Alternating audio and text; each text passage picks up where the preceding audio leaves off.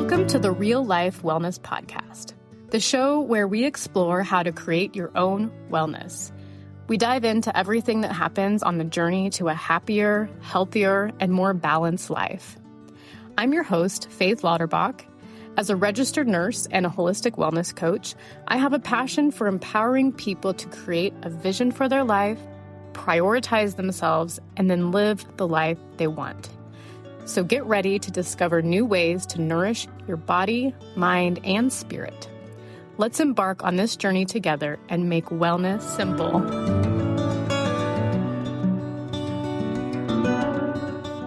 Well, hello, and welcome back to the Real Life Wellness Podcast. Before we get started diving into today's topic, I wanted to ask you a question. Would you like to have a dose of wellness in your inbox every Wednesday morning? Then sign up for my free newsletter. Each week in my newsletter, I share a different wellness tip and some tricks to make it simple to add to your life. Feeling good and being healthy does not have to be complicated. There will be a link in the show note to sign up. Today, I want to share with you how I use the method that I made that allows me to create anything I want in my life. I use a holistic goal-setting method that takes the shame out of goals and uses a foundation of authentic connection and intention. If you haven't yet listened to episode 6, called How to Create Holistic Goals, then I suggest listening to that episode. You can do that after you have listened to today's episode to get some more details. What I love about this method of goal setting is that there is no failing. It's not about doing things right, quote unquote, and wrong. The focus is not about what you are not doing. It's about knowing what you really want and then creating it. Along the way, I will show you how to take the things that you learn, what is working and what is not, and use that to create a life that you want. So let me show you what I mean. This is something that I'm working on in my own life in real time, and I thought it would give you a good insight into what this looks like. So, I stopped working out. It happened slowly, and it came with a lot of shame and a lot of guilt and a lot of shoulds. When I am shoulding myself, that is my cue that there is some awareness and intention that I need to bring. But let's start with the shoulds I was having. I should know better. I should be working out because I know how good it is for me. I should stop being lazy. I should work out, or what kind of wellness coach am I? It is safe to say I had a lot of thoughts about this, and none of those thoughts, none of those shoulds I just listed were helping me.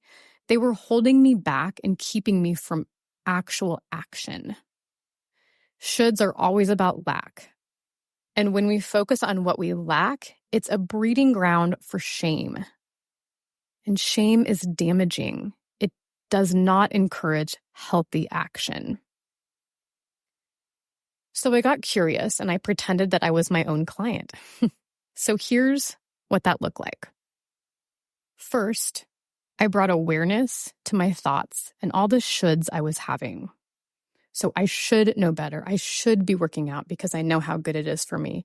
I should stop being lazy. I should work out. Or what kind of wellness coach am I? I dug a little deeper about what it was that I was really wanting. So being specific about what it is that I do want instead of what I am lacking in or what I am shoulding is where to start. Once I established this, I considered what I would need to accomplish to meet it, and again, made it specific. So here's what it came down to. What I really wanted was to have more energy overall.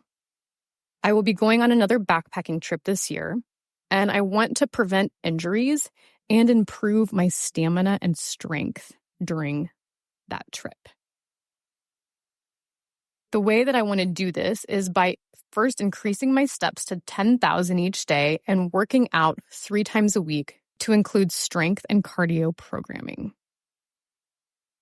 Okay, so now I knew what it is that I wanted. Second, I'm going to set an intentional action to move me towards that goal. This will start with the smallest step to create something that is easy to do. So a few years ago, I read the book Atomic Habits by James Clear. One of his guidelines that has really stuck with me is make what you want to do easy. How I suggest making it easy is by, first of all, making it clear in what I was going to do. So giving it a what, when, and where, and then making it doable in my schedule, starting with the smallest step that's going to move me towards that goal. So that looked like this for me. Go on a daily walk around my block at 9 a.m. every day. So then third, I'm going to create a schedule to evaluate.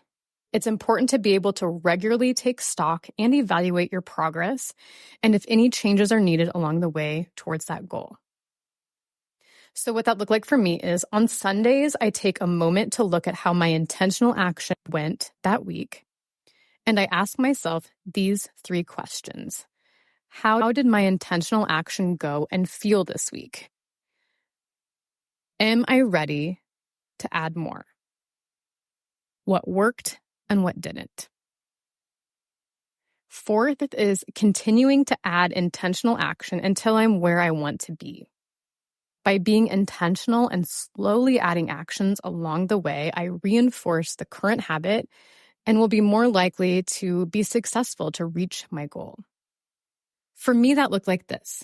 I initiated intentional action number 1, which was a daily walk around the block. And then on Sundays, I was checking in with myself and asking myself those 3 questions. How did my intentional action go and feel this week? Am I ready to add more? What worked and what didn't? After 2 weeks of this, I felt ready to do more.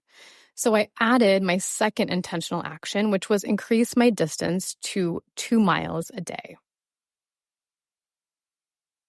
I have a friend who's also wanting to increase her movement. And so we partnered together, and early in the morning, we go on a walk that's about 2 miles. I continued to evaluate on Sundays. And after 2 more weeks of doing that, I felt ready for more.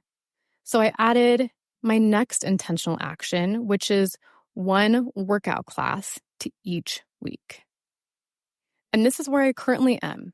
So I am doing my daily walks, and I am doing 1 workout a week. I feel really good about it. This way of goal setting has been a game changer for me. It is supportive, and I can use it to create literally anything that I want to create. I continue to check in with myself on Sundays and ask myself those 3 questions. How is this action going, and how does it feel? Am I ready to add more? And then what worked about it and what didn't? And I can adjust and make changes if I need to. A few tips and tricks that I have that I've learned along this way is start small and make your first intentional action completely doable in your current schedule and energy space. Number 2 is make your intentional actions a priority by being specific, naming a what, when, and where. Number 3 is make your intentional actions easy by setting alarms, putting it in your calendar, having your needed supplies ready. And number 4, having a scheduled ongoing evaluation process. I'm really curious how this sounds to you. It has been really life-changing for me to approach goals in this manner. It's supportive, it is authentic, and it helps me be more connected with what I'm doing. It's also a very compassionate way to set goals. It's not about you're not doing all these things, you're sucking at life. Like, it's really about being a partner with yourself on making what you want happen. Sometimes this can be really tricky to do on your own, especially for the first time. So I would love to help you with this. There's a link in the show notes about how to schedule a free one-on-one consultation with me, and we can go through this whole thing with a goal that you're working on in real time in your real life. Thanks so much for joining me today on this episode 9 of how to create a workout plan. I hope that you enjoyed it, and I look forward to talking to you next time. Until then, be well.